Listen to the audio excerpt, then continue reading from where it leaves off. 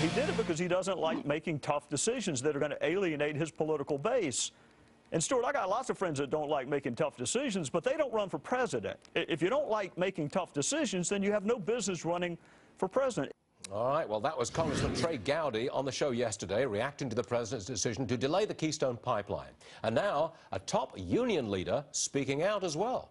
Terry O'Sullivan, he is the president of the Laborers International Union of America. He called the move gutless, going on to say the delay was, quote, a low blow to the working men and women of our country. Let's bring in Congressman Marsha Blackburn, Republican from Tennessee.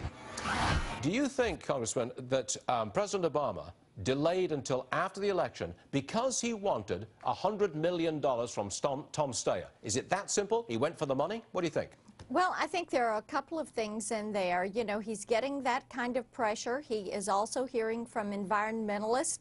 And I think that it is a political decision as he is looking at the elections. The point of it is this: he has to make a decision on this. And when you have the State Department stop the clock, that is awful. But do you think it's a political winner for the president and his party? Virtually everybody is saying that this was a terrible decision and we should build the pipeline.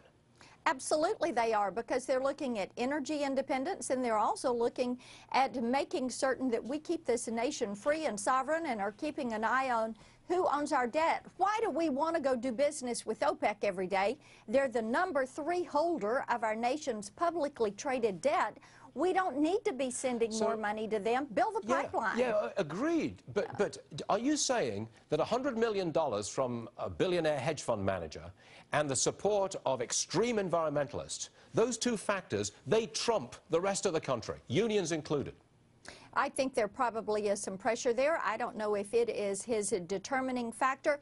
I do say that it causes people to question how they are going about this. When the State Department stops the clock, when you have this kind of political pressure that is coming to bear, and yet you have Democrats and Republicans, bipartisan support, local, state, and federal level, saying build the pipeline, and I agree with what the union leader had to say. It is a gutless type approach to not make this decision, to say we're going to kick the can or kick the pipe, whatever they want to do, and wait and do it after the elections. I mean, how transparent is that? Well, there's nothing you can do about it, is there?